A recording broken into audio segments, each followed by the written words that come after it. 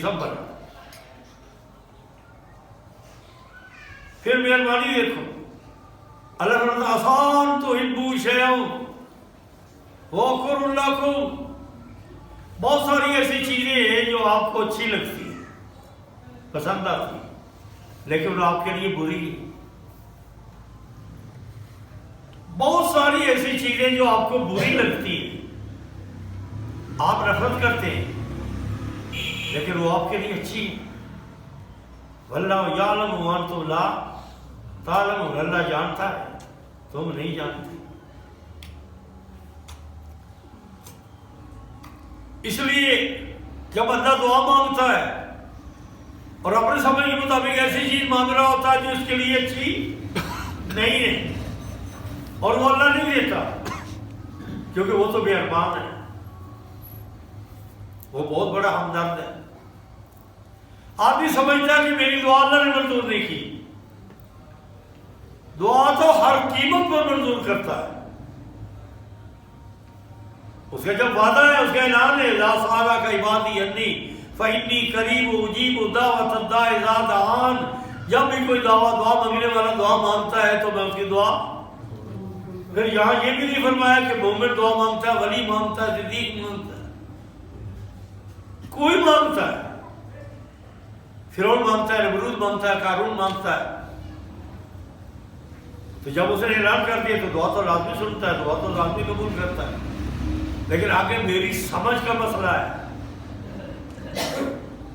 کہ میرے ناقص عقل میں یہ ہوتا ہے کہ اس نے میری دعا نہیں سنی. حالانکہ دعا حدیث میں آتا ہے، نبی صاحب فرماتے ہیں ارے بندہ تجھے کیا خبر، اللہ رب العزت کی تقدیر میں، اس کے نظام میں مالک الملک نے تیرے لیے ایک بہت بڑی آفت اور مصیبت لکھی ہوئی ہے جو آ رہی ہے. تو نے دعا مانگی ہے، صدقہ کیا ہے، خیرات کی ہے، مالک نے تیری دعا کے بدلے اس مصیبت کو ٹال دیا اور تیری آفت کو روک دیا، اور تو جو مانگ رہا تھا وہ تو نے سمجھا کہ دعا ہی نہیں.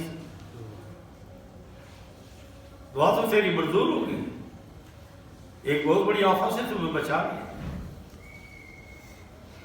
کبھی جو دو چیزیں مانگتا ہے وہ اللہ نہیں دیتا کہ وہ اس کے حق میں بری ہے، یا میں اس کو دے دوں کہ کل پچھتائے گا، روئے گا، تو کل پچھتانے کے بجائے اس کو کسی چیز ہی نہ دو تاکہ پچھتانا ہی نہ پڑے. دعا تو تیری منظور ہو گئی، تو کہتا ہے منظور نہیں ہو. کبھی رب العالمین دیکھتا ہے کہ دعا تو یہ مانگ رہا ہے، چیز تو یہ صحیح مانگ رہا ہے، اس کو دے دینی چاہیے، لیکن یہ نیکیوں میں بہت پیچھے ہے. اتنی محنت کر کے نیکی نہیں کما رہا، نیکی کم ہے. اس کی جو چیز مانگ رہا ہے وہ نہ کی جائے اور اس کی نیکیاں بڑھا دی جائے. ہو گئے منظور دعا، اور تیری جو چیز مانگی تھی اس سے بھی زیادہ منظور ہوگی. اس لیے دعا وہ سنتا ہے، وہ تو بڑا مہربان ہے. قرآن مجید میں اللہ کیا فرماتا ہے؟ نوح علیہ السلام اپنی قوم سے کیا کہہ رہے ہیں؟ یا قوم استغفروا ربکم. اور میری برادری، میری قوم، میری امت کے لوگوں، اللہ سے معافی مانگ لو. کیا ہوگا؟ یستغفر لکم ذنوبکم، گناہ معاف کر دے گا. وَيُرْسِلَ عَلَيْكُمُ السَّمَاءَ مِدْرَارًا، اور آسمان کو ہٹ دے گا، وہ بارشیں برسائے گا. وَيُمْدِدْكُم بِأَمْوَالٍ وَبَنِينَ، ارے تمہیں مالدار بنا دے گا اور بیٹے بیٹے دے دے گا. وَيُدْخِلْكُم جَنَّاتٍ تَجْرِي، ارے تمہیں جنات میں داخل کرے گا جن کے نیچے نہریں چلتی ہیں. کتنی دعائیں تیری سنی گی، وہ چیزیں مل گئی جو تیرے دماغ میں بھی نہیں تھی، کب خواب و خیال بھی نہیں تھی. وہ اتنا مہربان رب ہے. اللہ اکبر. یہ لفظ ہے، حدیث میں آتا ہے اللہ کی تعریف کا، سبحان اللہ و بحمدہ. چھوٹا سا جملہ ہے، سبحان اللہ و بحمدہ. نبی صاحب فرماتے ہیں یہ اس کو 100 بار پڑھ لیں. اگر پڑھنے چاہو تو 2-3 منٹ میں یہ 100 بار پڑھا جاتا ہے. سبحان اللہ و بحمدہ. چلتے ہوئے پڑھ رہے ہیں، موٹر سائیکل پہ بیٹھے ہوئے پڑھ رہے ہیں، بس میں بیٹھے ہوئے پڑھ رہے ہیں، بائی سائیکل چلا رہے ہو پڑھ رہے ہیں، کام کر رہے ہو تو صبح ہاتھ سے کام کر رہے، زبان سے پڑھ رہے ہیں۔ اور بھائی جو 100 بار پڑھتے ہیں، سمندر کی جھاگ کے برابر بھی اگر اس کے گناہ ہوئے تو سب معاف کر دو۔ اس کی مہربانی دیکھو، اس کا رحم دیکھو، اس کی بخشش دیکھو، اس کے عنایات دیکھو۔ اس لیے میرے بھائیو، اتنا بڑا مہربان، پھر دوسری بات کہ وہ ساری کائنات، اس کسی چیز کو دیکھ لو کائنات میں، آسمان ہے، سورج ہے، چاند ہے، ستارے ہیں، سیارے ہیں، کیا کچھ ہیں، پہاڑ ہے، دریا ہے، سمندر ہے، سمندری مخلوق، جنگلات، دلی، جو بھی تمہارے سامنے ہے، سب عاجز ہیں، سب محتاج ہیں، سب فقیر ہیں، سب منگتے ہیں، سب اللہ کے نظام کے سامنے بے بس ہے، مجبور ہے، عاجز ہے۔ اپنی بھی کوئی کچھ نہیں کر سکتا، اپنی لا یستطیع نصرکم ولا انفسکم ینصرون، یہ تمہاری بھی مدد نہیں کر سکتے اور اپنی بھی نہیں کر سکتے۔ یہ اس کی حقیقت ہے۔ یا ایھا الناس انتم الفقراء الی اللہ، پوری انسانیت کو آدم علیہ السلام سے لے کر قیامت تک آنے والی انسانیت کو پکار کے کہا جا رہا ہے، چاہے وہ انسانیت کوئی وقت کا صدر ہے، کوئی وزیر ہے، کوئی امیر ہے، کوئی جاگیردار ہے، کوئی غریب ہے، کوئی علامہ ہے، کسی عہدے پہ، کسی نام سے، کسی تعارف سے اس کا تعارف ہوتا ہے، وہ مشہور ہے، لیکن سب کو کہا تم کیا ہو؟ فقیر،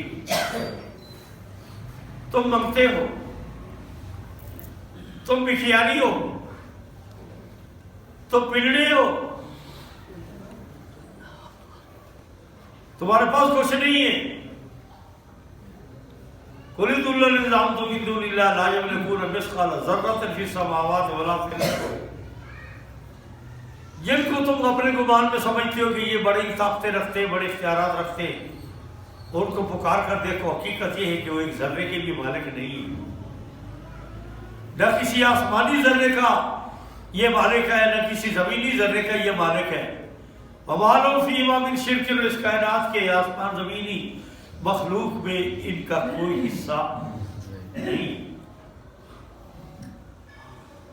وَمَا لَهُ، اور اللہ کے لیے یہ کوئی اس کے مددگار نہیں۔ وَالَّذِينَ تَدْعُونَ مِن دُونِهِ مَا يَمْلِكُونَ مِن قِطْمِيرٍ، جن کو تم اللہ کے سوا پکارتے ہو وہ تو ایک پر ایک کا حقیقی مالک نہیں ہے۔ یہ اس مخلوق کی حالت ہے۔ اب وہ اتنا مہربان، یہ اتنا محتاج، وہ اتنا کرم نواز کہ بغیر مانگے، بغیر تجویز کیے اپنی طرف سے سب کو بنا کر اس کو دے دے، اور یہ اتنا محتاج، اتنا فقیر کہ ایک ایک سانس میں یہ محتاج ہے، خون کے ایک ایک قطرے میں محتاج ہے، دل کی ایک ایک دھڑکن میں محتاج ہے۔ یہ اس کی اوقات ہے، یہ اس کی حقیقت ہے، یہ اس کی اصلیت ہے۔ پھر دیکھو رب العالمین نے اسے کہا، انبیاء نے یہ سبق سکھایا کہ اپنی اوقات کو یاد رکھ، ہر وقت اپنی محتاجی پہ اور بھیک مانگنے پہ اپنے آپ کو قائل کر کہ میں تو بھیک مانگتا ہوں، میں تو بھکیاری ہوں، ہماری سرائکی میں میں تو پلنا ہوں، اس کو نہ بھول، اس کو یاد رکھ۔ اور بھکیاری کا کیا کام ہوتا ہے؟ ایک ایک کے پاس جا کر ہاتھ پھیلاتا ہے، کچھ دے دو، کچھ دے دو۔ تو تو بھی ہر وقت اللہ کے سامنے ہاتھ پھیلا، تو بھی اس سے مانگ، اس کے سامنے چیخ، اللہ